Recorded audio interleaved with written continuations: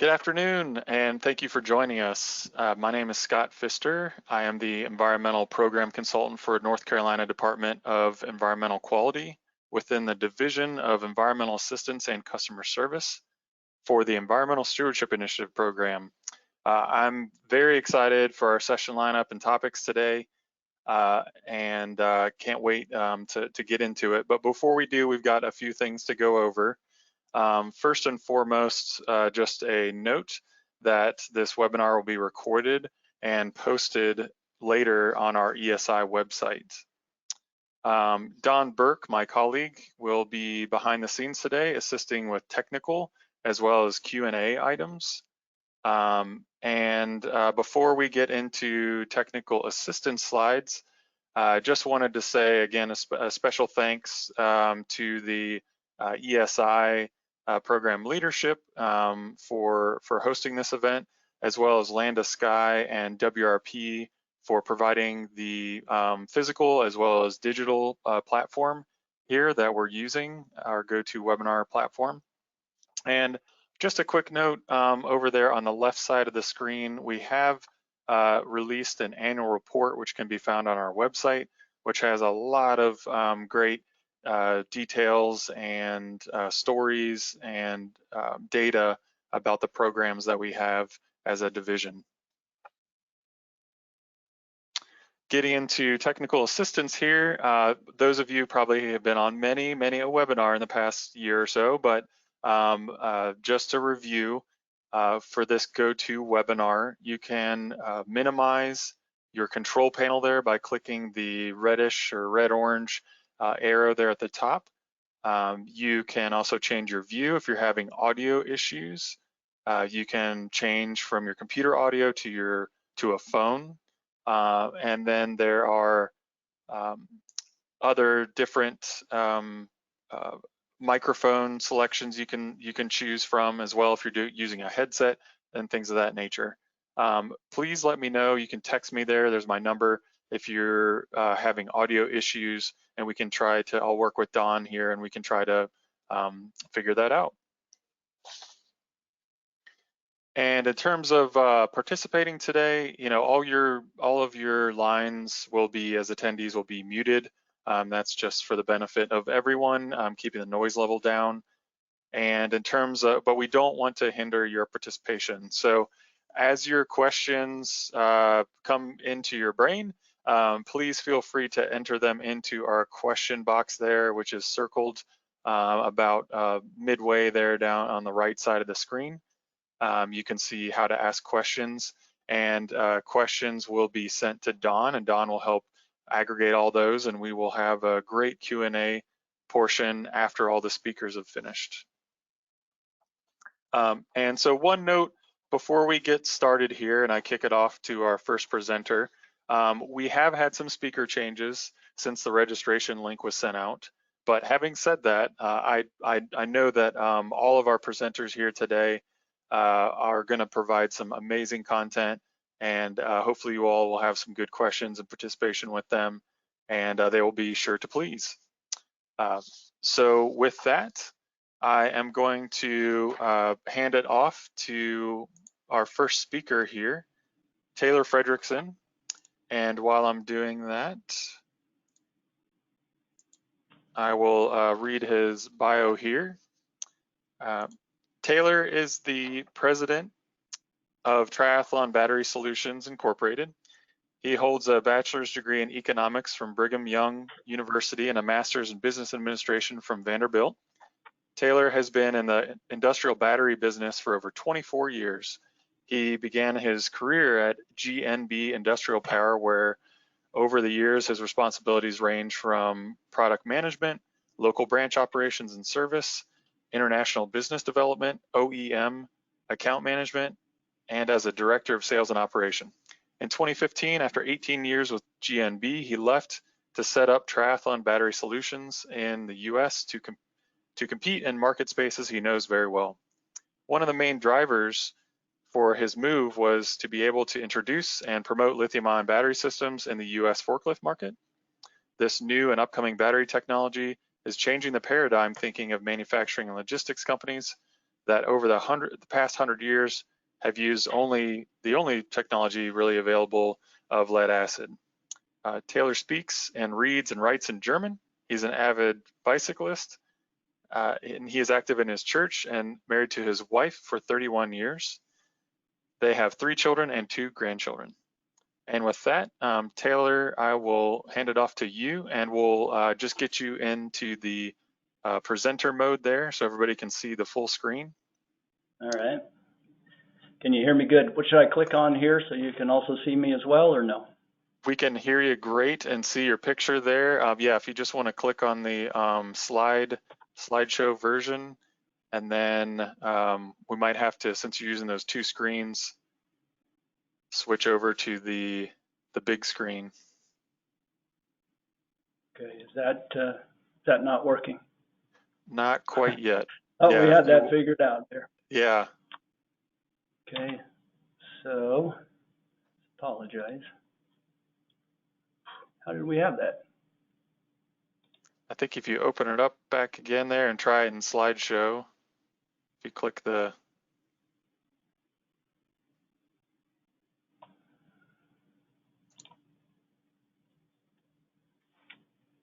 That doesn't do anything right there, huh? Not yet. Well, so if you go down to, click there. There you go. And then you might have to go to your other screen. Yeah, I don't have that ability like we had before. Okay. Well, let's see here. You can, when you're on that screen, you could at least, you can zoom in there at the bottom right, and we can just try and roll on through there. That's really frustrating. I apologize. I thought we had it all figured out. That's okay. Or actually, if you want, I can control the slides. Why don't you you just tell me next? Go ahead and put it up. That would be great. Okay. All right. I will do that.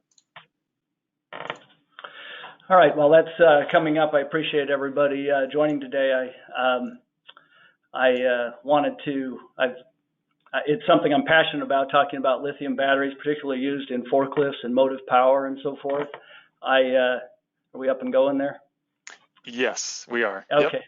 So to start off, I thought we could, talking about lithium-ion batteries here. Go to the next slide. And I think we've all kind of seen this picture when we were in junior in high school, senior in high school, taking chemistry. So it's kind of fun. Lithium is over here on the periodic table of elements. It's something that we've studied, we know about. It's a common element. And down here in the alkali metals. If you take a note here, if you can see the atomic mass there, it's 6.941. Go to the next slide. If you round up 6.9, it takes you to 7. This is your fun fact history lesson from Wikipedia that will take you nowhere, but it's kind of a fun place to start.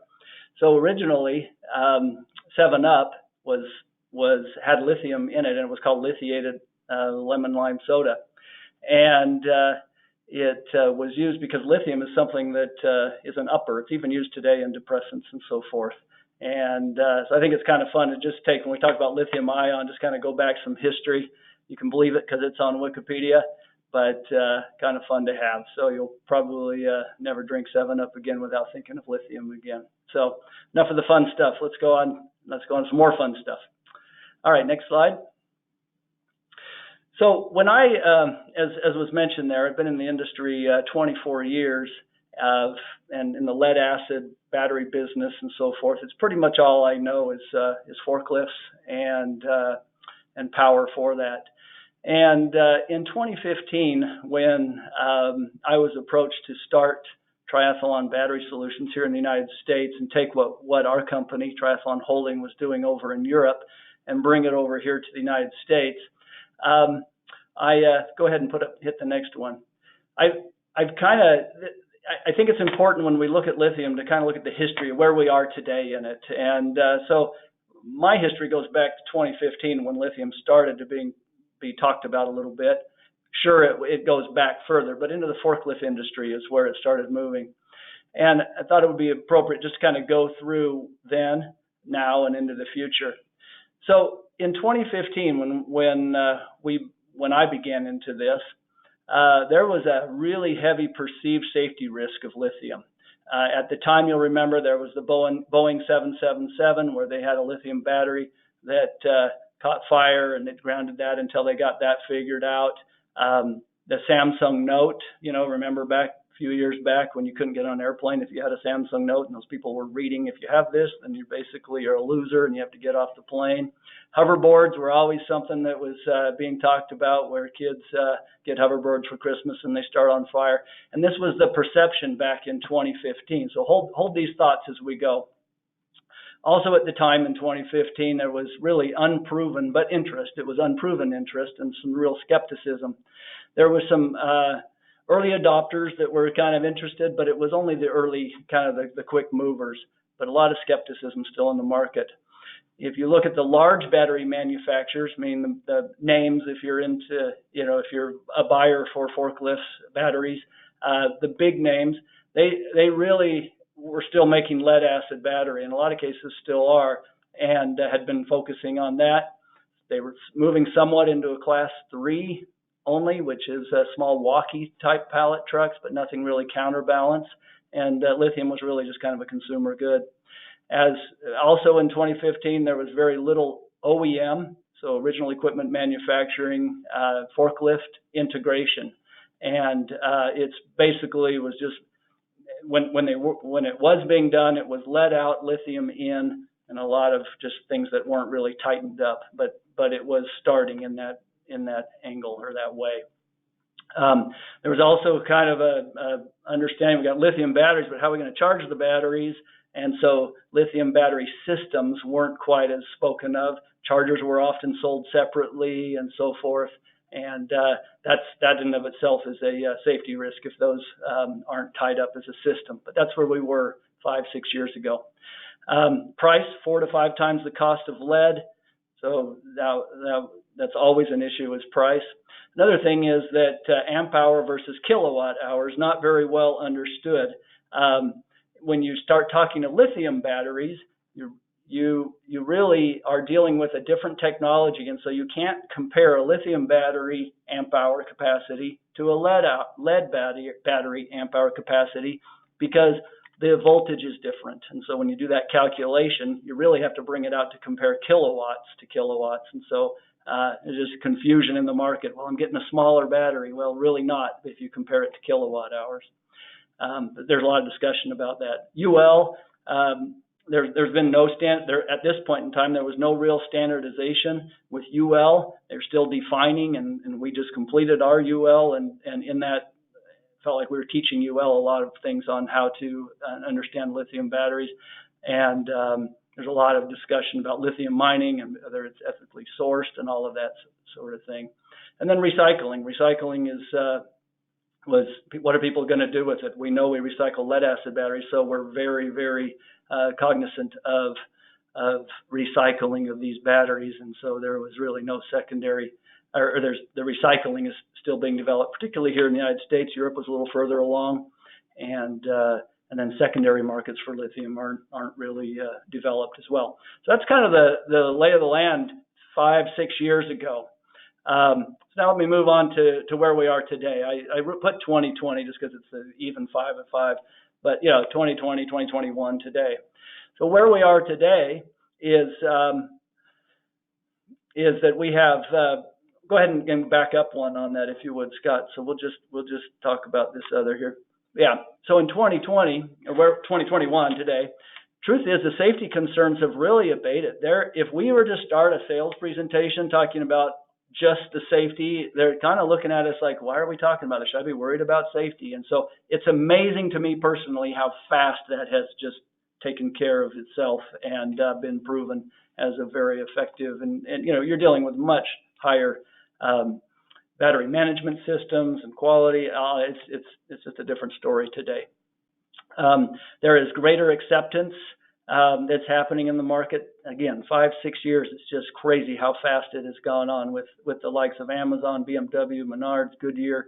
And what we're finding is it wasn't just, hey, let's do a demo of one battery in one facility. There's these large companies, national accounts, are basically saying, we'll convert over a whole distribution center and go from there. So that's been, for me, a surprise and a welcome surprise. The OEM integration has definitely taken on.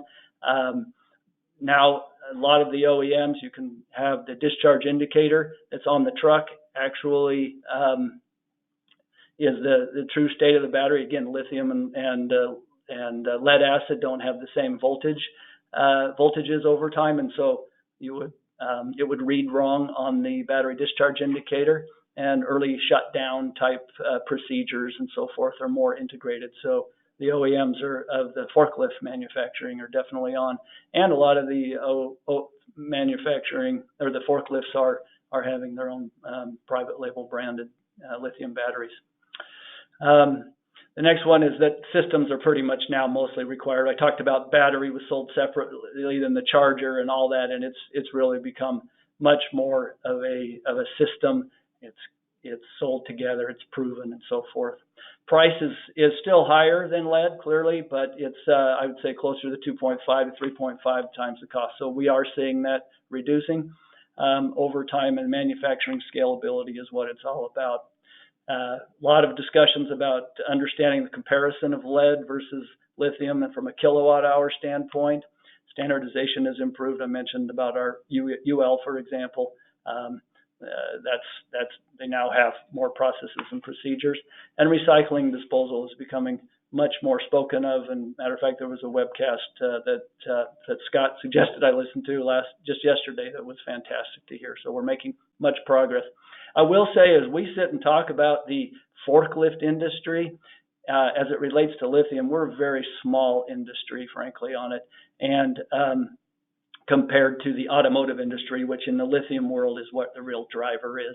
So we always look to the automotive industry on how they're doing such things as recycling, for example.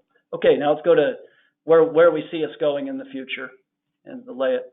So might be a little bit of a stretch, but to a degree, kind of feel that lead acid, 5-6 years from now, will start to be viewed as the unsafe option, which is a complete switch from 10 years ago. We foresee that there will be mainstream adoption of not just the large national accounts, but also small users, and of course, some of that will have to do with price. The OEM integration will continue to grow, and even looking at designing lift trucks with a battery that is not 100% in the box that it is right now. That also includes all the counterweight that can be repurposed in other places to have within the lift truck to have greater lifting capacities and so forth. And kind of foresee that really in class 3, meaning the small walkie type trucks, could go pretty much all to lithium. We see that as well. Another kind of move in the future is that of connectivity, meaning with a lithium battery, there's a lot more reporting, and I'm sure Trevor will talk about some of that. There's reporting and there's data that is collected through the battery management system and so forth. And so all this can be uploaded, can be taken up to a customer to be managed at the macro level. And so connectivity, meaning communication, telematics will continue to be a big push in the coming years. Standardization, pricing 2 to 3 times cost. It's always hard to say, but that will continue to drop. It's just the nature of the way it is. Standardization is achieved, and then recycling becomes much more of a known entity. And there are also secondary markets that once they're done in the forklift business can be used for backup lighting or something of that sort. So there's a little lay of the land as I see it and where we're headed. Let's go ahead to the next slide. So a little bit just about lithium. You might be saying, well, how does lithium really work? I thought it might be fun just to go through that. So if you take this is a picture of a diagram, I guess, and the lithium battery is just like any other battery that has a positive and negative, or a cathode and an anode. And when we talk about lithium-ion, your positive in a lot of cases is some sort of well, in all cases it is some sort of a lithium-ion oxide, all right, that is attached to some sort of metal. Most cases it's aluminum, okay, and that would be the positive. On the negative side, instead of a lithium-ion oxide, it's a graphite that's often put on copper, okay? And the fact that you have a lithium-ion oxide on the positive, on the cathode, those ions, they like being there. They're positively charged. And when you, though, take and apply a charge to those, you move the ion itself from the positive, the cathode, to the anode, to the negative. And so all of these ions have moved across the separator and are sitting over on the negative anode, but they're positively charged, so they want to get back home. Back home is back to the positive.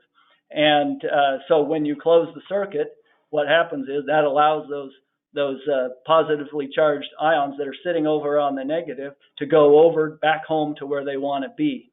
That is the basics of it. It's a very non-technical explanation, but it's the moving back and forth of these positive lithium ions over to the negative where they want to get back home, and that's the electric energy that's stored that way. And whether you're dealing with a cell phone, whether you're dealing with your laptop or a forklift battery or a Tesla car or whatever, that's what's really going on. And what's advantageous about this is because it can charge and discharge very quickly. And that's the core, I guess, the crux of why you want to, or why lithium is used in the motive power industry, because our big limiting factor with lead acid batteries is that of charge times, and what we also refer to as opportunity charging. I mean, you can charge at any opportunity. On a lead acid battery, we really have pushed the limits of what the chemistry can do with fast charging and those types of things that go on. Go ahead and go to the next slide. Okay, this is so I've described a little bit how lithium ions, go from positive to negative, but there's different forms or structures of the way that these are done. It's really basically three types. You've got cylindrical cells, okay, and these are about the size of a D battery, okay. Same thing going on in all of these. It's just different structure, okay. And then a prismatic cell, that looks more like about the size, at least the ones we use, about the size of one of the large iPhones. And then you have a pouch cell. Pouch cells are often used in more of like electronics and small things of that sort. Either way, it's all the same technology that I described up above. Go to the next slide, if you would, please. So the lithium ion is the same. The structure can vary, okay, and people, manufacturers use different ones for whatever application they're using and the way they're set up.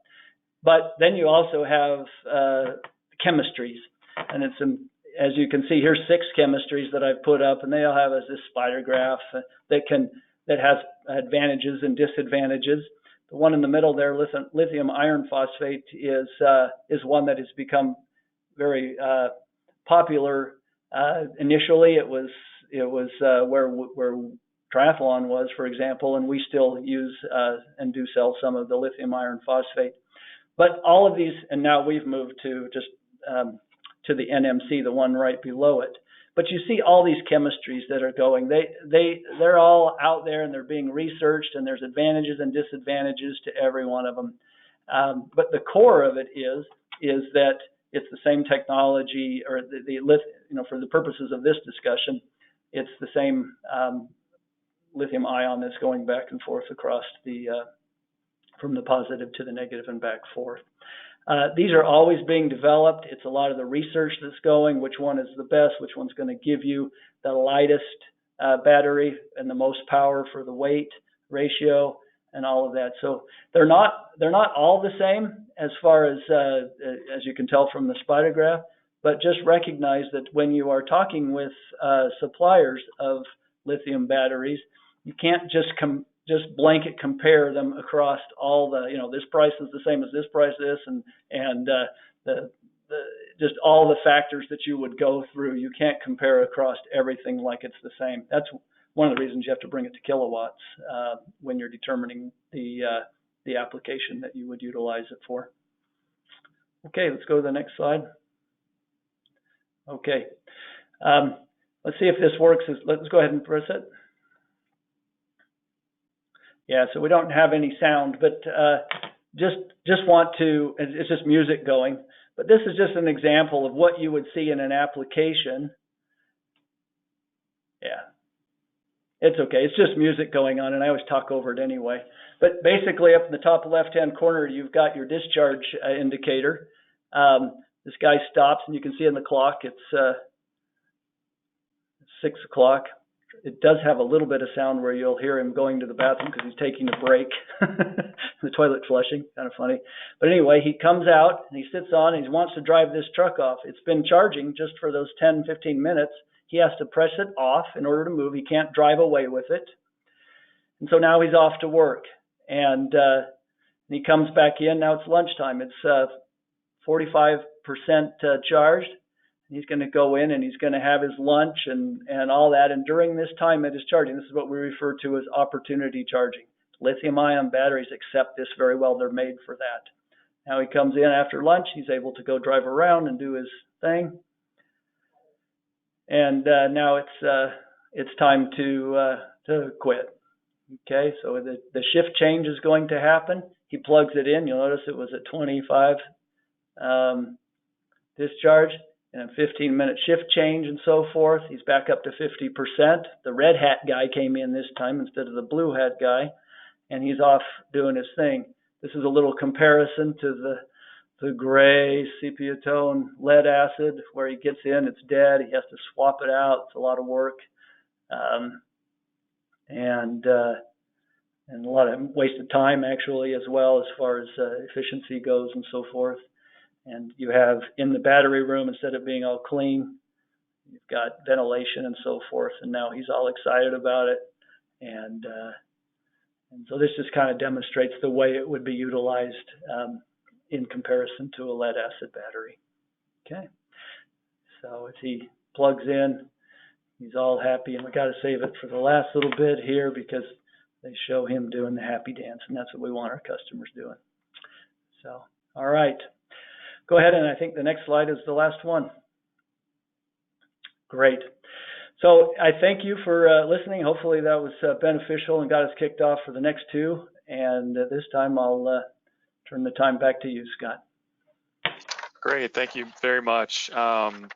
That's awesome to hear about the, hopefully that's not the only thing the audience takes away. I'm definitely not going to, but it's still cool to hear about 7-Up and the history behind that. I know Don, who's our tech and staff in the Q&A, he's actually powered by Mountain Dew, so that's what keeps him going.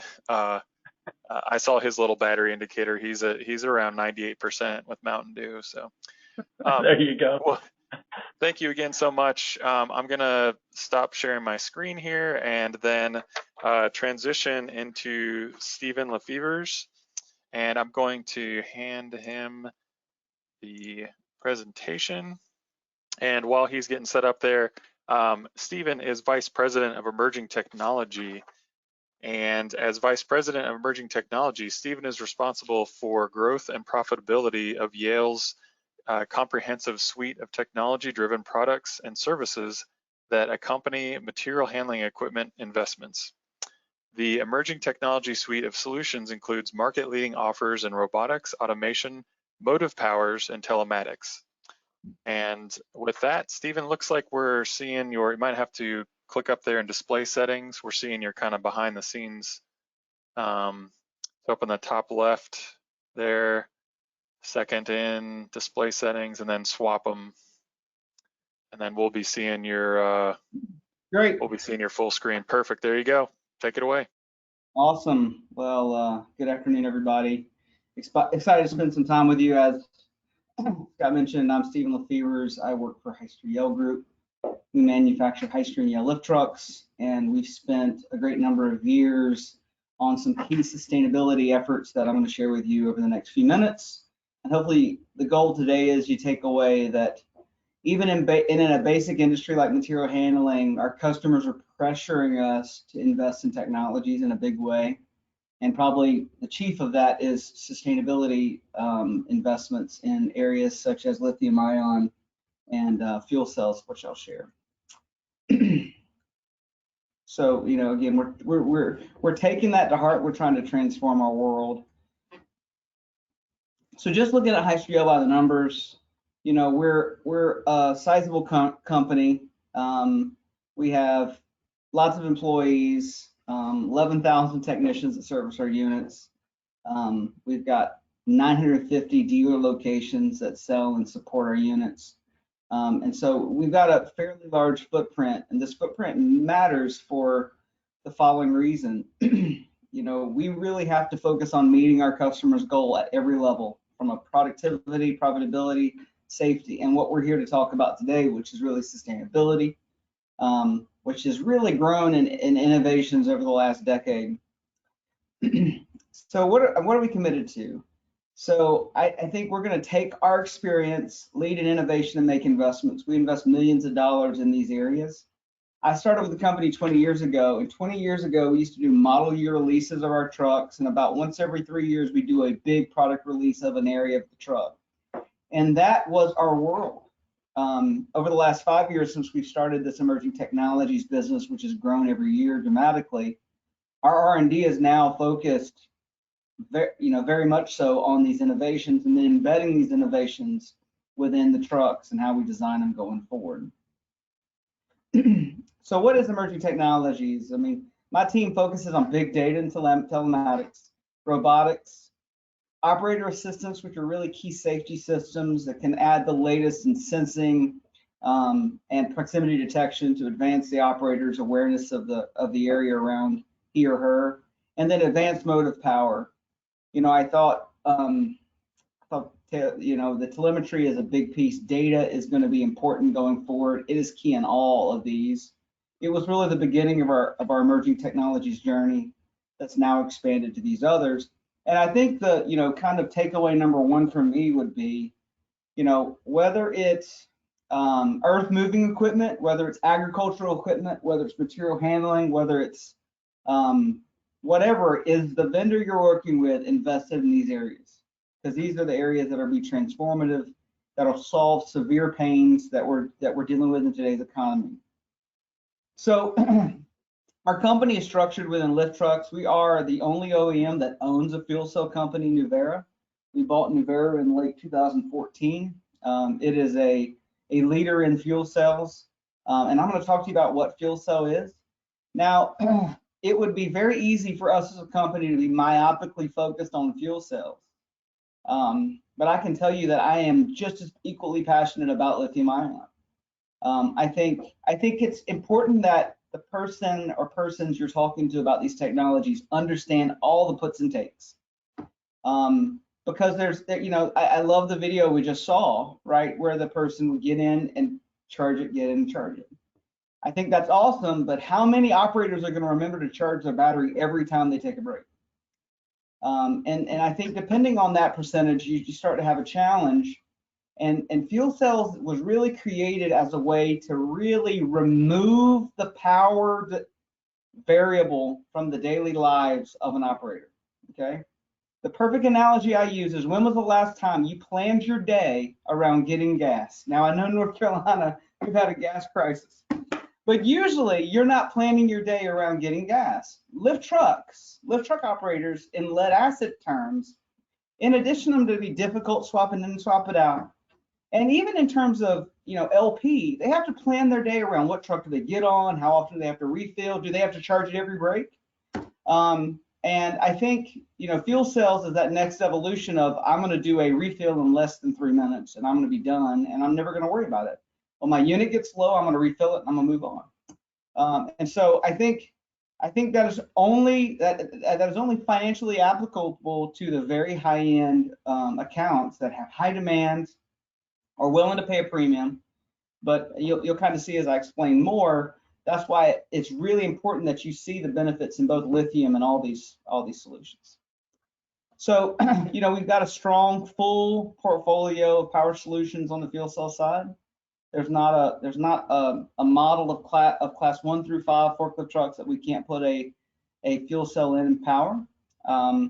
It makes it a fairly powerful thing. The difference with fuel cells, unlike a charger, which you saw in the video and you've seen in lead acid applications, you actually have a gas dispenser to put gas in these units.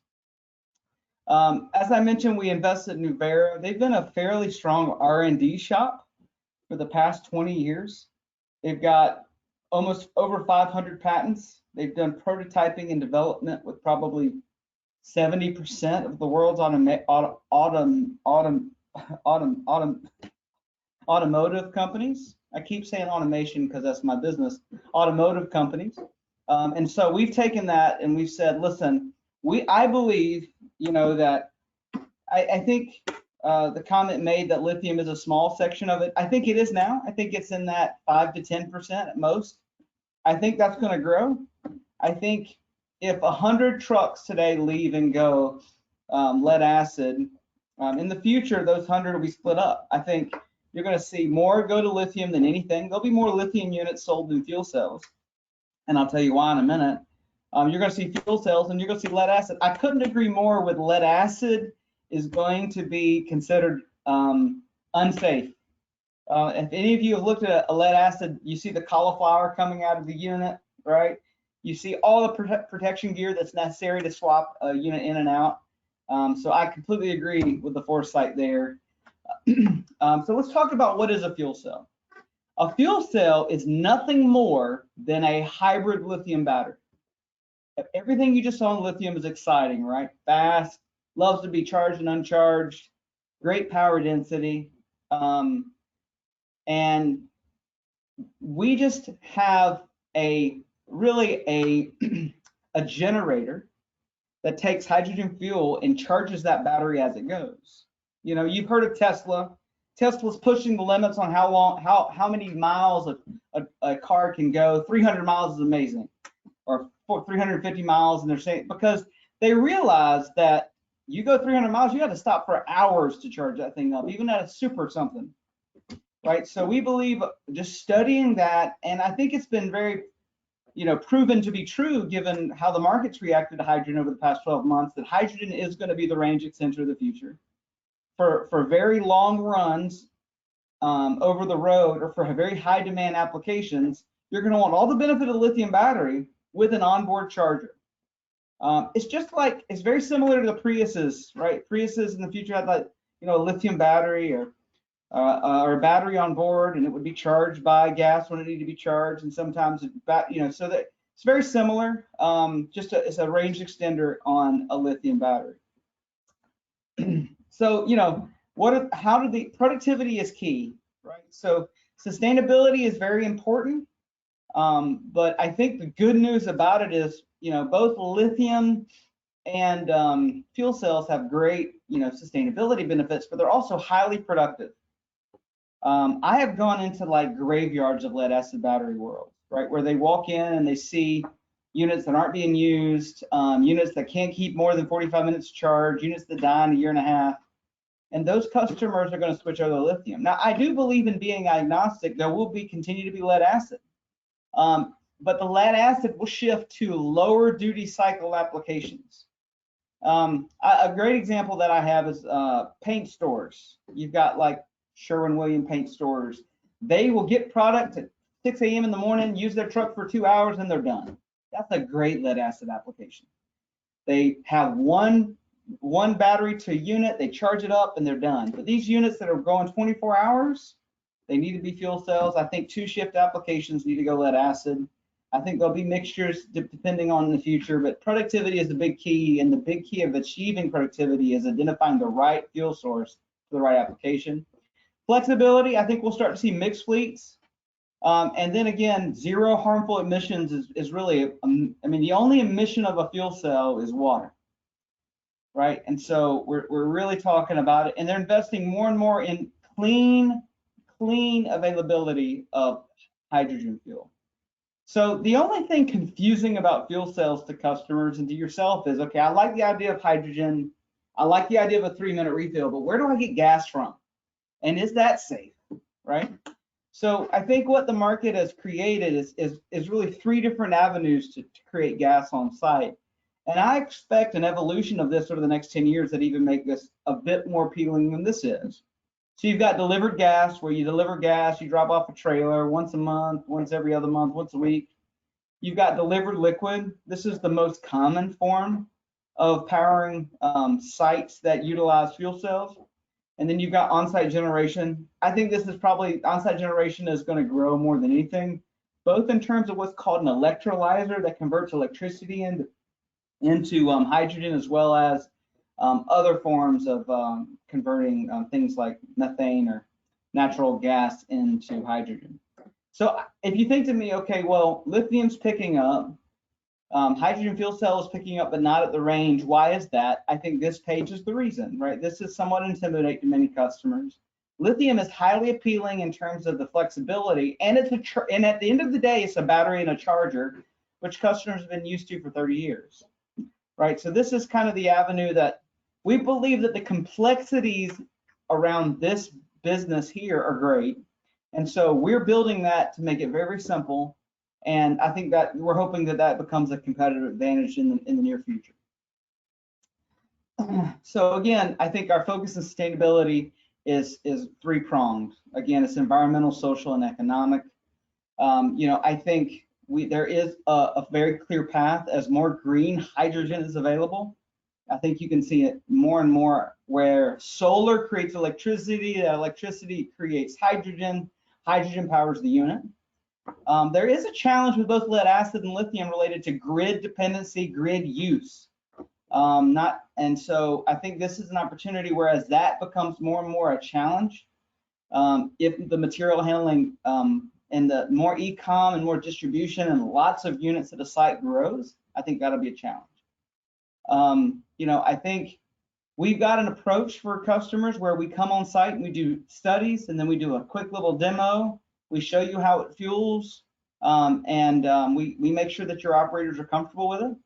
We do this for lithium as well. We do power studies where we can tell you, hey, honestly, you should go lead lithium. You should go lead acid.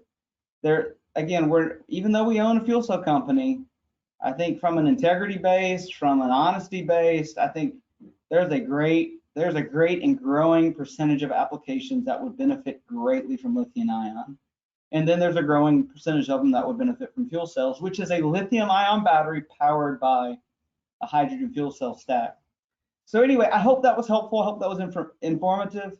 If there's any interest, follow up. We've got some contact information from you here. Both Chris Behan and Grayson Blake would love to share with you kind of more details around the ROI and suitability for your applications and your potential path to move forward with, whether it's lead acid, lithium-ion, or hydrogen fuel cells. Thank you, Scott. Appreciate it. All right, thank you so much, Stephen. I know hydrogen is probably new to some folks. Some folks probably are experts. I know it's a little newer to me, so I was just soaking that up and writing down a lot of notes here. So I really appreciate that presentation. So next up, I am going to be switching over to Trevor. So that should be coming your way here in a second. And while Trevor's getting set up here, we'll go ahead and talk a little bit about him. So Trevor Boniface is the GM of Motive Power at Crown. He is a graduate of the University of Toledo in business, as well as ongoing courses over the years at DeVry for electrical engineering technology. He has been with Crown for 13 years, and today is his anniversary. So everybody give him a round of applause for his anniversary today. Excellent, good work. Keep it up. He started at Crown Fort Wayne office and has supported sales and service efforts in multiple positions across the US and Canada. His current role is supporting the sales group with respect to Crown's V-Force lead acid, lithium, and charger products across North America and Latin America. When he's not traveling or working, Trevor enjoys spending time with his family, his wife, 4 and 1-year-old boys, and the majority of the time you can find them playing basketball, baseball, soccer, or football in the yard or at the local YMCA. And with that, I will hand it over to you, Trevor. And the slide looks good. We're seeing the big slide, so perfect. Okay, Perfect. Good deal. All right. Once again, thanks everybody for having me. So I want to be talking really about the benefits of lithium batteries and specifically lithium chargers. Keep moving here. So, ooh, there we go. Okay. So why lithium ion? I think you've heard both of our previous presenters, Taylor and Steven, kind of talk through this, but really initially when we started talking about lithium batteries here in the last couple of years, we're really talking with customers about really flipping from lead acid batteries. These are, if any of you guys have lead acid batteries, you've seen all these pain points. I mean, the service life of the actual battery, how long it lasts, the limited amount of current we can put back in the battery, so that slow charging. You got to water the battery, so there's a lot of different maintenance routines that you have to get into, and then making sure you have accountability that gets done to really extend the life of those batteries. If you got multiple shifts, you got multiple batteries typically, as Steven was stating, that can be a hazard. Changing those batteries and the safety of that. And then you've got all the different parts that are on top of a lead acid battery, that connectors, cables, there's all sorts of issues that can arise. And then as that battery progresses over time in a lead acid battery, the performance of that battery, it really tapers off and then completely drops really at the end of when that warranty is up. And that typically happens if a customer is not doing all those other items above, as far as watering the batteries, doing the equalized charges once a week or sometimes more frequently. Then you've got acid exposure on top of that, and then you've got gassing, literally gas coming out the top of that battery. So there are a lot of reasons why people are going this way towards lithium. So here's a couple other kind of quick hitters here I'll do with some advantages to lithium. Really, it's a higher energy density at the end of the day comparing to lead acid batteries. We can discharge that battery higher. So I think Taylor was mentioning this, that you really can't compare a amp hour per amp hour offering on a lead acid battery versus a lithium, because typically lead acid, we limit ourselves on the depth of discharge to 80%, but that's for conventional charging. If you're in opportunity charging, you're somewhere around that 40% range as far as your limit you want to discharge the battery to. And then when you're charging, you only want to go up to 80%. And then you do your equalized charge once a week. So there's a lot of things to manage with the lead acid battery, where when you look at a lithium battery, you can discharge that battery all the way down to 90, 95%. And then there's some protections built into some of those batteries so that the battery doesn't damage itself when it's fully discharged.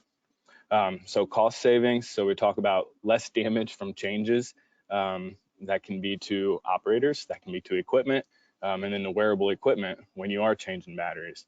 So we talked about less service. This is a big one, and I think this is important if you guys are looking at a greenfield site, brand new building. You don't need to put in that infrastructure for all the ventilation for lead acid. You don't need that special room for multiple batteries. You don't need that 3-4 tier battery changing system. That whole thing is gone, because now we've got one battery per piece of equipment. Special coatings on the floor. So you can see there's a lot of advantages here as far as cost savings that it's conversations we have with our customers. We talk through the benefits of lead acid versus lithium, even fuel cells too, to really understand what is the right solution for a specific application. Probably the best advice I'd give you really on this whole topic is making sure that you do take the time, do that power study, and understand what is right for your application. It's safety aspects here. So there's no electrolyte, there's no gassing, we're not changing batteries, really maintenance free when it comes down to it with lithium. I think it's gotten to this point when we look at maintenance on lithium batteries that we're really talking about the connectors and the wearable connector.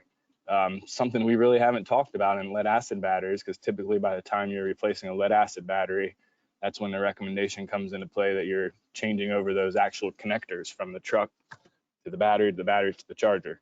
So that's one of the things we're talking about with maintenance, which is impressive that we're only talking about literally the connectors being a wearable item at this point. So then we get into the operational standpoint. So this is really where I guess the cash savings really come into play, and that's the productivity side of lithium versus lead acid. And then the fuel cell, you can charge much quicker, so there's a definite advantage to that as far as the higher price points as well. So short charging time. So depending on your amp hour size of your battery, you have an amp size return of your actual charger. So just to give you a quick, for instance, if you have an 800 amp hour battery, you have a 400 amp return charger, you can charge that battery from 0% in 2 hours, 800 divided by 400, right? So there's some awesome opportunities there to really keep that operation moving and limiting it just to your break times. That's if you have the breaks, and you can actually do that, really an hour break throughout a 24-hour period, 3 shifts. You can really keep that battery at a high state of charge. So yeah, no cool down, no equalization time necessary. Again, a lot of advantages on the productivity side. So I want to show you guys this video. I think Taylor's video does a pretty good job of showing how the lithium battery actually works as far as charging.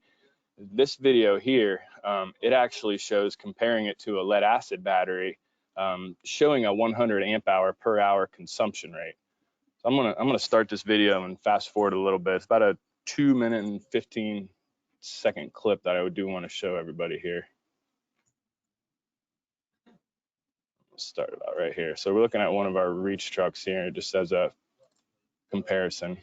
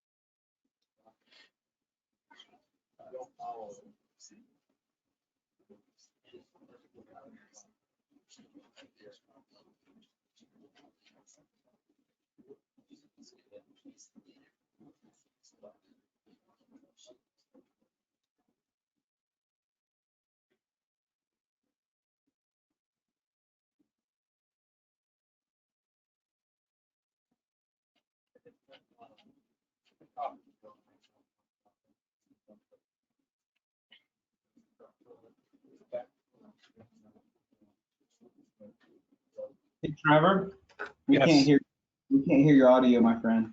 You might want to talk. Yeah, I can talk through this. Perfect. So basically, you're seeing the conventional battery and the opportunity charge battery, and that clock is actually the time. So you're seeing discharge now, and then you're going to see the charge coming back here, and you'll see the actual state of charge of those amp hours raising as we're actually charging the battery. So the idea here is to show really a smaller lithium amp hour capacity battery can have really a longer life over time as far as the state of charge for that actual battery compared to conventional or opportunity charge.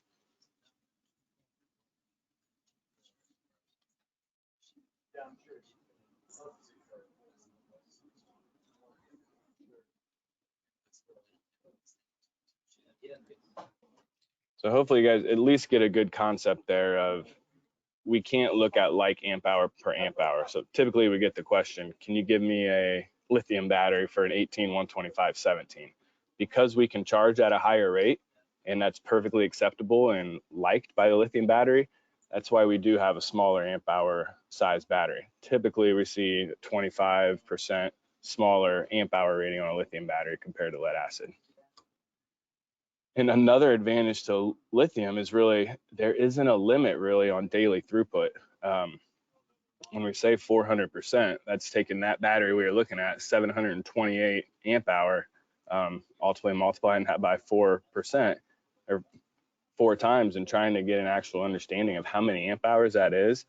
I mean, you're close to 3,000 amp hours on a day of putting energy through. There are certainly accounts that do that, and those would be the accounts that are teetering on lithium or fuel cells. So the capability is there, though, to support the majority of operations with lithium comparative to lead acid. I think this is really kind of, in my opinion, the biggest advantage for lithium. When we look at lead acid batteries, for as long as they've been in the industry, typically we see a lifespan, or at least warranties, really around 3 to 5 years. In the lead acid world, when that battery really gets beyond that 5-year time frame, it's really up to that customer on how well they took care of that batteries to understand what their capacity is of that battery and expected life of that battery to when they need to actually replace it because it's not getting them through their shifts. The advantage that we're seeing with lithium batteries is you can see the number of cycles. So both lead and lithium are really, the warranties are based around cycle counts. Depending on what manufacturer you look at, depending on the chemistry you look at, we're seeing anywhere from 2,000 actually to around 4,000. I've even seen 5,000 cycles that are out there. The real caveat with all that is you've got years, you've got cycles, and then you've got a guaranteed capacity at the end of that. So you want to make sure when kind of shopping for lithium batteries, you're taking all those different aspects into account. What is the year time frame? What is the actual cycle of it? And then what is that guaranteed capacity or warranty capacity I'm expected to get at the end of that cycle time frame or year time frame, whichever comes first. But I think what I'm seeing really across the board from the entire industry is kind of a shift in at the end of the warranty of a lithium battery, there's life after warranty. And what I mean by that is today, maybe as a customer, you're charging for 4 hours in a given day. It's a brand new battery for lithium. Well, when that battery gets down to 75, 80% capacity at the end of its warranty, you may need to charge for an additional 15 minutes each shift to get back to that original state of charge that you were maintaining throughout the battery's first couple years of life. So I think I kind of look at it at really I compare it to the truck side of our business, and that's most of our truck warranties are 1 to 3 years, depending on the component. We don't throw forklifts away after 1 to 3 years. But lead acid batteries, we typically kind of have that all in our heads that it's time to get rid of it. With a lithium battery, you just need to charge it more. Charge it a little more down the road if you have that time. If you don't have that time, then that's the opportunity that you want to take into consideration for replacing that lithium battery at that time. But as Taylor and Stephen both mentioned, having that data readily available is the key difference here with lead acid and lithium. The battery management system, the computer of the battery, it's literally built into a lithium battery, where a lead acid battery, most of them are dumb batteries unless you get some type of external monitoring device on the battery. And that's what's pictured on the left for lead acid, full-on computer system inside the lithium batteries, really across the board from all manufacturers. And what we're seeing is that data, having that data available in the cloud through telemetry and having those different available pieces of information to make better decisions to help manage your operators, it's a much better system today than it was what we were dealing with lead acid batteries over the years. This is actually another video, but I do want to keep moving here. I'll explain this very quickly. So what we've done is through our testing in our test site back here in Ohio for Crown, what we've figured out is you can actually, if you want 1 kilowatt hour of work for a lithium battery or a lead acid battery, you actually will be pulling about 16% less energy from the grid for a lithium battery, purely due to the efficiencies of the chargers available today, and then how efficient that lithium battery uses the energy compared to a lead acid battery. Now here's a caveat with that I like to explain to all customers that we're talking to is when we look at a lithium battery, that lithium battery actually holds a higher state of charge, or sorry, a higher sustained voltage. So that higher sustained voltage actually allows an operator to get more work done throughout a day compared to a lead acid battery. So yes, there's some energy savings if we're looking at 1 kilowatt hour of work, but when you dig into it, you're going to see that you're going to get more work done, but you're ultimately going to move more pallets, more loads per kilowatt hour at the end of the day. This graph kind of goes into the difference between lithium-ion and lead acid as far as sustained voltages, and that's what I was talking about. Think about your leaf blower.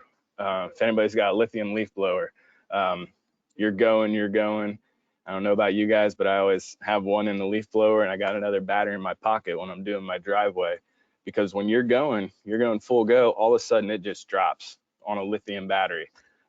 So you got full speed the entire way, where a lead acid battery, that power, that voltage, it will drop over time as that battery discharges. So one of the items to think about here is early warning systems, and it's really using a safe piece of equipment on the truck side to marry up with a lithium battery so that those early warning systems are in place. So God forbid your operator has a load, call it 200, 300 inches in the air, and that truck actually, the power cuts out. We want to make sure that that operator gets a warning in time so that they can actually drop their load, get down to where they can get to a safe area, and then get back to an actual charger. So Taylor did speak on this a little bit. So there are different chemistries out there. Crown, we do have both chemistries in our arsenal. So I want to say we're agnostic, I guess, to the different chemistries that are out there. But it's something to understand when you're looking at lithium batteries. There are different chemistries. What I'm starting to understand and figure out more is within NMC, within LFP, there's different makeups and ratios of those actual elements inside those batteries that do change how those batteries perform too. So you can really get into the weeds of those. But one of the things I would make sure you kind of keep an eye on is when you look at different chemistries, you can't compare amp hour to amp hour as well, because typically an NMC battery, you can charge at a higher rate of return than what you can with a LFP battery without dual connectors. So there's a lot to understand there, but in general, an NMC battery is more expensive than an LFP battery. But at the end of the day, we need to understand what your application needs, and that's really a big part of this, is going through those power studies and understand what's right for a specific account. So one of the last items I want to talk about here is really truck integration. So we believe at Crown this is extremely important across the board. We put different manufacturers' batteries in our trucks, and we really want to take the extra step and make sure that there is some level of integration between the truck, the battery, even the charger at that point. We want to make sure that early warning system is in place. So if somebody's putting lithium batteries in our trucks, we want to make sure that whether it's our brand or somebody else's, that operator is going to get a consistent experience and be able to safely operate that truck. There's a lot of high voltage and low voltage considerations that we want to understand, and how we want our truck to react when the truck does see those high voltage or low voltage. But I think this is a key component for the lithium. If you guys can see the picture here down at the very bottom right here, that's one of the key components of really lithium, is you don't have to unplug the battery from the truck anymore. You can actually plug it right into the side of the battery, and that's for a lot. There's a lot of companies that do have those lateral charge ports, as we're calling them, but it literally makes it as simple as fueling your gas in your car. As I heard in Carolinas, that might be a little hard right now, but very, very simple process. One of the items we feel is extremely important is to get all that information that we were talking about and all the data, is having all that information speaking the same language. So our information that we really get on our InfoLink system, our telemetry system, all goes through our display of our truck, and that can all communicate right up to the cloud where you can gather all that information. All that information from our battery and the charger all communicates through the truck. So that's where you can really get the detailed information to help improve your operation, make sure your operators are hitting the chargers when they have the opportunities. And then if they're not, we can coach them through that and show them where they're missing some opportunities. That's really the biggest advantage to lithium, is that you can charge it as frequent as you want to. But I think it's a big part of the customer and our point of view is making sure we give that information to show when those opportunities can be had. So here's a couple of the other items that we do look at. So the battery discharge indicator, that's the BDI, making sure that's integrated in the truck, making sure lift lockout is put into place. So lift lockout is when your battery gets to a low state of charge, which we can set that state of charge at different rates, that the truck will actually stop lifting, so the operator knows it's time to go back and put the truck on charge. Ultimately, we do want to avoid those situations, but when they do happen, we want to have something in play to make sure the operator does get it back on charge.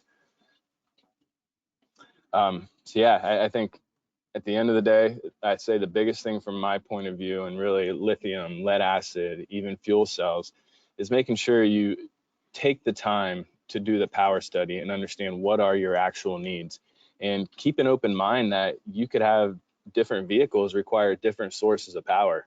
You could have some lighter usage trucks that could get by with 1 lead acid battery per truck, but you got some other trucks that maybe running 3,000-4,000 hours a year, very high lift heights, and they may need lithium batteries. So just keep an open mind about that. But I think the biggest thing is giving yourself some time to make sure you do understand an application. All good. Thank you guys for having me. Great. Thank you so much, Trevor. And I appreciate that thought there. When we have the same thing within our division of, we have so many resources, and when somebody, a customer or client's asking you, what's the best for me, right? Well, it depends. I'm sure you all say, all the speakers here probably say it depends quite often. So I appreciate that. And I do appreciate you bringing up the kind of the safety piece. I know we're mostly environmental here, but safety first, and that early warning system discussion and power under load. I do appreciate that. And here in North Carolina, I'm originally from Ohio, so I've got a little Buckeye in me. And I do remember the last time the I do remember the last time Brood X cicadas were up there. Are you all working on any type of cicada-powered forklifts or anything like that up there?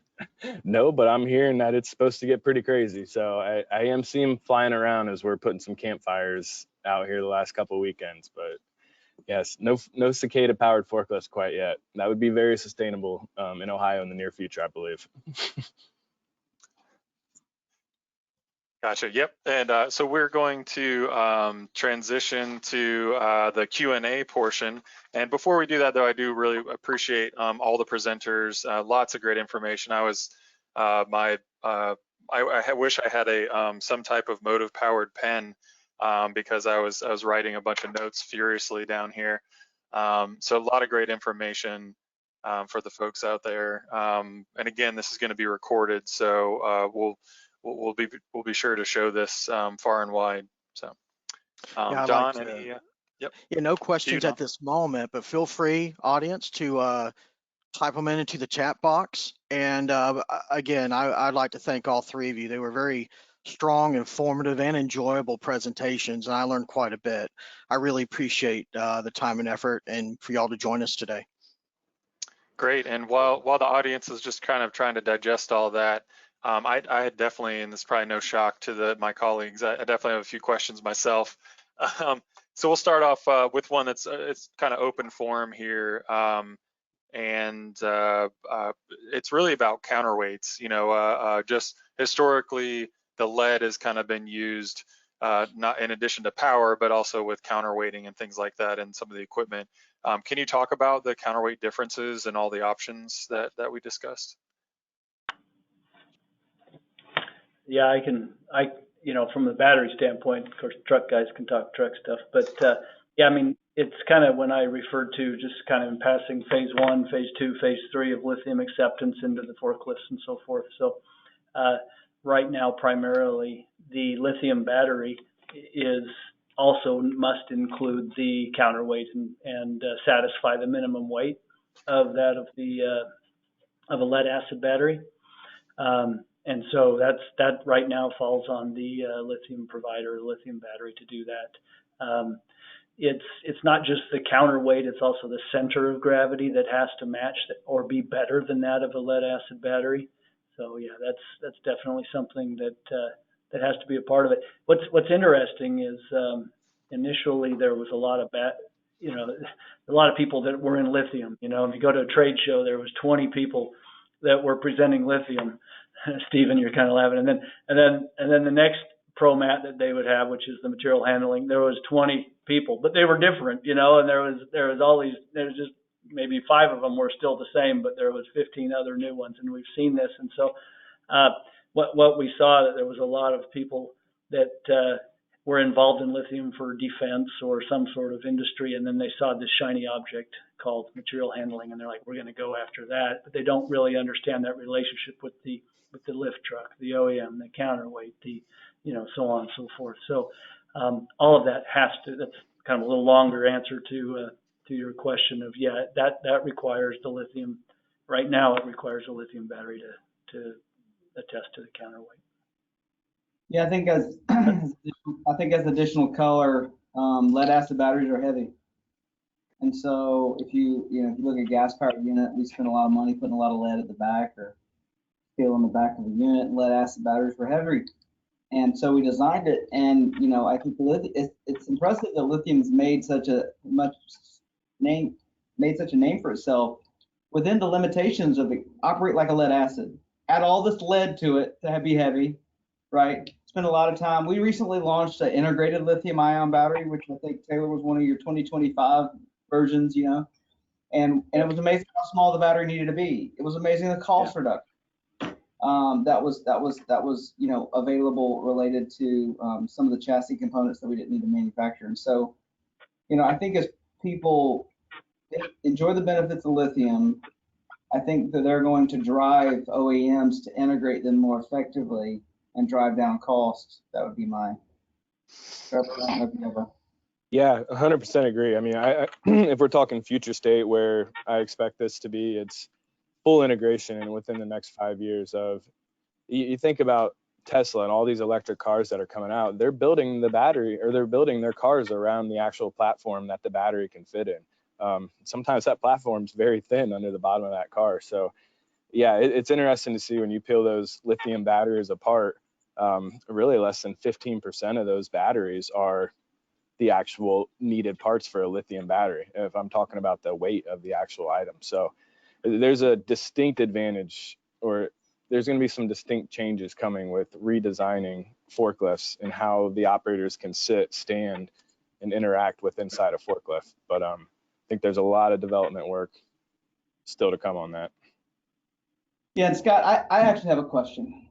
If I could ask Taylor and Trevor. So I think what was interesting of something that neither one of you mentioned, which is, there's a player in the field, not to be named, that has talked a lot about wireless charging, right? And I think the only negative to lithium-ion batteries is operator behavior. The fact that they don't charge. They're not going to charge at a habit-forming frequency. So what I guess my question is, but then you think about how fast it has to power, and then I think about all the debris and everything. So I guess my question to you, is it hype? Is it real? Is it 5 years from now? Is it 10 years from now? Will it be niche? I'd love both of your, I imagine that other people would have similar questions related to wireless. So my opinion, it needs a lot of these environments and applications for something like the wireless charging. They're going to be very specific. And I think the cost that's going to be out there initially for that type of product, it's going to be a tough product to get into for a lot of customers. I really think the market there is going to be customers that are looking more at AGV technology, so that there's less human interaction and less opportunity for bad decisions. I think that's where that could have a role. Yeah, Taylor, thoughts? Yeah, no, I agree. I think the rates at which need to be charged are a challenge. I mean, the technology is there. If you back up, the technology is there. You can put your cell phone on the pad right there, and it charges. So it's not a new technology, and that's what's wonderful to see. I mean, we never would have thought lithium years back that lithium was going to be powering forklifts, because it was just managing or powering our iPads or whatever, right? So the technology is there. The infrastructure and the rates at which it charges are so much higher than a little cell phone. And I think I would never discount it, but there is going to be a curve. We work on it. It's in our R&D. It's not anything nobody's not working on if they're in the industry. Yeah, it'll come. I would agree with Trevor. I think the first step is probably to eliminate people. It's still, even if it is wireless, they have to park it in the right place, unless they set up the working area to be the charging area, like Tesla talks about streets that are the charging street, and you can drive down, and as you're driving, your car's charging, and then you're off it again. I don't know that I see that in a 5-year lease at a warehouse being done anytime soon, but it could be there. So. Yeah, Stephen, thank you for asking that question. That was one of mine.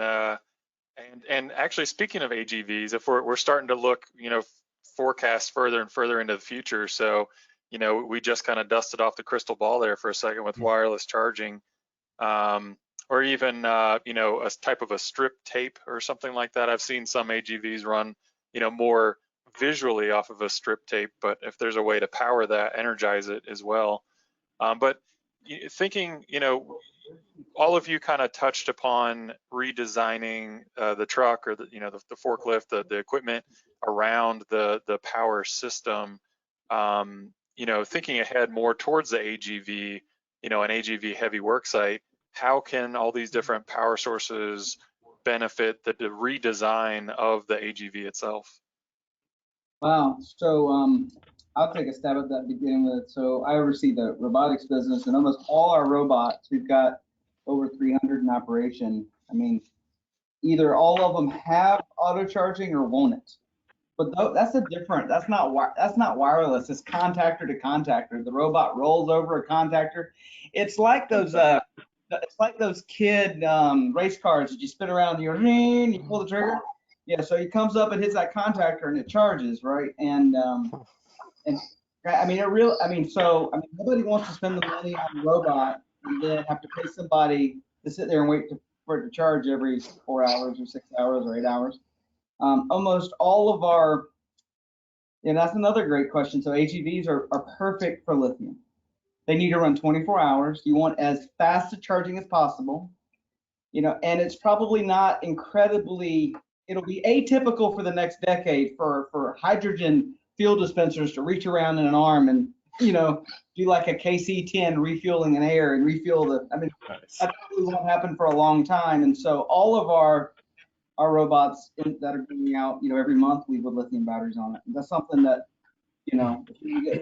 it's a great picture of return on investment, right? So if you're paying a person, if everybody looks at the math from a robot and they're like, I'm spending that money on that ROI, why would I want to pay to charge? The same thing goes true with the investment of an operator on a lift truck. Why would I want them to have to remove a battery? Why would I want them to see a low charge indicator 5 times a day instead of twice a day? So it's a great image to kind of paint that picture of why it's so important. I think the interesting approach that we're taking is really when it comes to AGVs, we're really giving our trucks or our customers the opportunity they can drive them as they would a normal piece of equipment, or they can actually run them in an automated state. So with saying that, we're keeping the same standard box sizes that started with a lead acid battery, and we're using the same batteries for lithium at this point. But as I said, there's a lot that goes on in the secret world here in Ohio behind the scenes. Besides the cicada powered unit. So. Yes. Yep. Yes. Taylor, any thoughts with AGVs and design or anything like? I know you're coming from the battery side, so you kind of whatever they want, you'll help supply, right? Yeah. It's no, I don't have anything more to add. It's they've said it. That's right. Okay, great. Stephen, I actually had again, not being as having as much experience with the fuel cell powered. You had mentioned one of the emissions kind of coming off is water. Where does that go? It might be a stupid question, but where does all that water go? Oh, and it looks like you might be muted. That was a very intelligent answer too, and you missed half of it. Lower your expectations in this part of the answer. So it's a great question. So big units, we have a water tank on it, and every time you refill it, or every other time you refill it, there's another cable that goes right beside the fuel dispenser, and you just take the water out. On the lower units, smaller units, the water is accumulated so lightly that we have evaporators and we just evaporate it into the air on the small units. And so that's definitely the water. Customers that have lots of units use this water for their sweeper scrubbers. There's nothing unsafe about water. I mean, it actually is taking parts of a hydrogen molecule, attaching it to the air and getting it. I mean, it's about as, so I mean,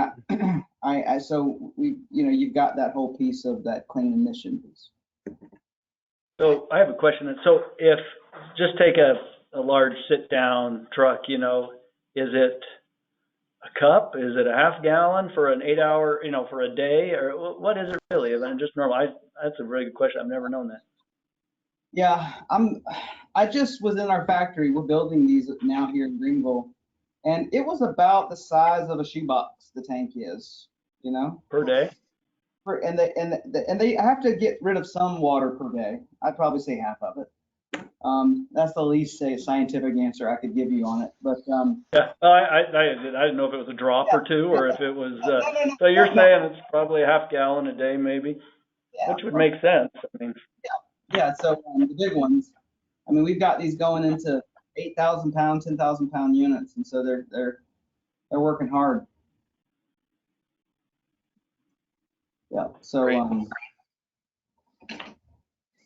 Yeah, thank you for that. That's very educational. I know, obviously whenever you're burning any type of liquid fuel or any type of well, just looking at combustion of diesel or LP, there's some moisture vapor that comes off of that as well. So people are, it's nothing shocking, I would imagine, to most folks. And speaking of shocking, that didn't mean to do that, but let's talk about intrinsically safe units. I know that's probably a smaller market segment, but I used to work at a facility that had some combustible dust. But thinking about, folks that have warehouses where you do have combustible dust or some type of vapor, things like that, paint operations I'm thinking of, any type of static discharge or something like that. Is there any way, can you just speak to intrinsically safe units or anything the batteries can do to help with the safety side of that? And that's open to anybody. Yeah, from a battery standpoint, there's two ratings. There's an EX and an EE rated battery that we try to follow. It's actually more of an EE and an EX truck, and the battery goes to what the truck's done. So right now, it's primarily the truck that makes it be that way. I personally, if you're just asking me, I think the lithium's going to be way better in that type of situation because you don't have hydrogen that's coming off on charge and so forth. And so, but you guys can talk about the truck side. Yeah. So what we like to do is actually pair up a battery that's EE rated, for instance, with a EE rated piece of equipment and make sure those are both happening from the same standpoint. I think that's important from a customer point of view of making sure that the manufacturer they're choosing has both those options available for a EE rated battery and a EE rated truck, and then having a UL listing on top of that to make sure it's tested to those environmental factors as well is important to think about. I would agree. A follow-up question is lithium phosphate or NMC more preferred in those EE rated settings? Does the chemistry matter? I know the other benefits, but I've never heard anybody speak to, I've heard about NMC in cold temperatures, or I mean, if you were doing a EE rating, Taylor, and you were matching it, would it be a lithium phosphate unit? Would it be a nickel magnesium? Frankly, I don't think it matters. Yeah, the chemistry, you kind of have to be, a little bit, doesn't matter really. It's all the componentry and the access points and whether something can be introduced, that would cause a spark and all of that. I don't think one is better than the other, but I don't know, Trevor, your opinion? Yeah, I think that comes down to having a good IP rating, which that IP rating, that's what really keeps the dust out, keeps the water out, keeps any external items out of the battery. Yeah. So that IP rating, understanding what that is an extremely important part of that. But as far as the chemistry specifically, both of them have very high temperature that you should never get to flash points. And they're relatively close as far as those temperatures. LFP is a little bit higher flash point, so that's better than NMC. But if you're getting to that temperature with that battery, we got many other things we should be talking about.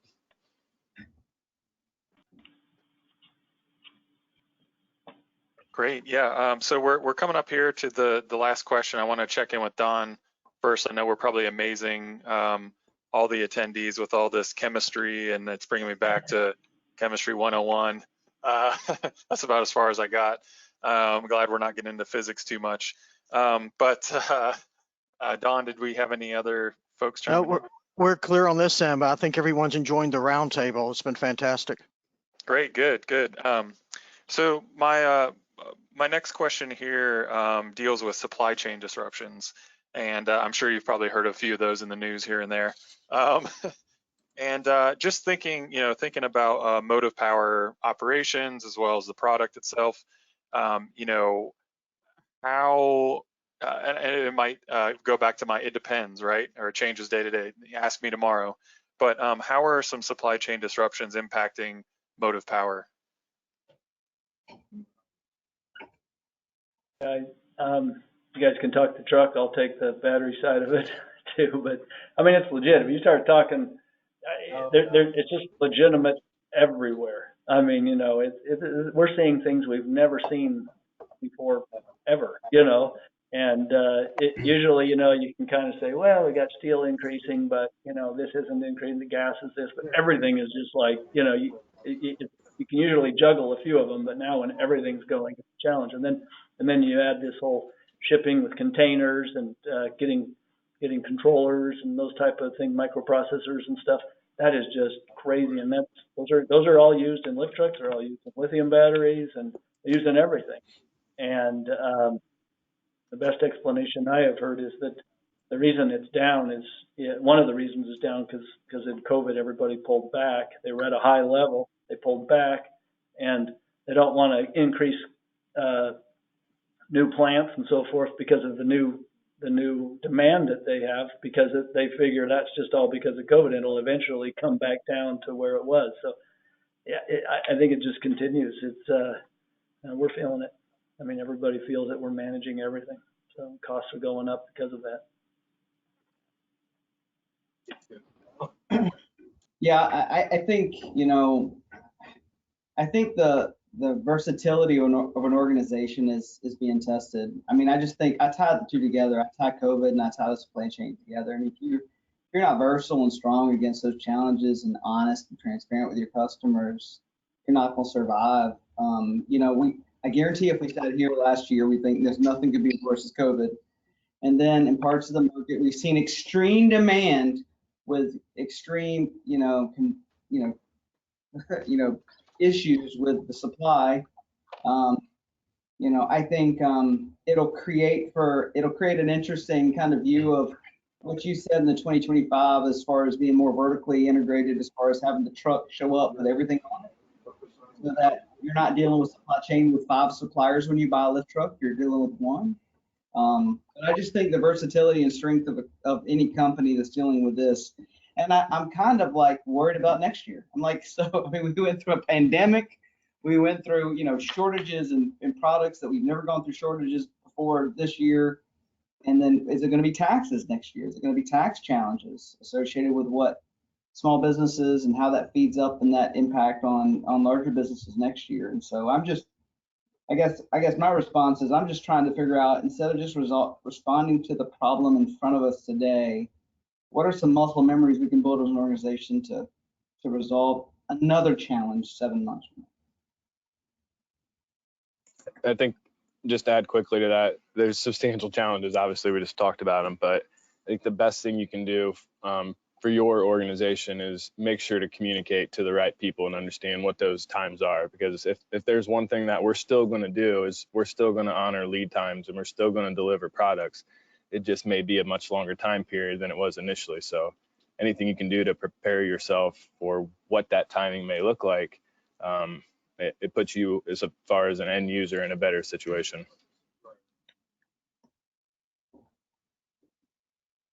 Great. Yes. Yeah. Definitely good. Good thoughts there. All good thoughts. We're coming up here on the hour, and honestly, it's flown by. A lot of amazing information here. A lot of great discussion. I wanted to thank you, Taylor, Stephen, and Trevor, for your presentations and discussion today. Special thanks as well to Don Burke for behind-the-scenes assistance and Q&A. Thanks, Don, for putting that in the chat as well. I do want to give a plug, speaking of supply chain and focusing on kind of rare earths and metals and all that type of thing and recycling. I wanted to give a plug for our June 15th. It's kind of a part 2 to this webinar. We're going to be discussing a little bit of health and safety, as well as the programs that NREL, the National Renewables Energy Lab, as well as Argonne. We're going to have speakers from those labs and all their battery recycling and other types of recycling efforts that they're doing. So hopefully that'll help get those metals and some of those valuable materials back into the economy and back in the supply chain, so that hopefully we don't get shortages for folks that manufacture the products that you all manufacture. Don, did you have any last thoughts or anything there? No, I thought everyone's fantastic. I thoroughly enjoyed this today, and thank you so much. Scott, great job in putting this together. Thank you very much, and my pleasure. And all up on the screen there's a lot of contact information, websites for you all to stay tuned. So again, thanks to everybody, and take care. Trevor, dodge those cicadas. Thank you guys. Have a great All week. right. Thanks, Tom. Bye. Take Thank care. you. Thank you.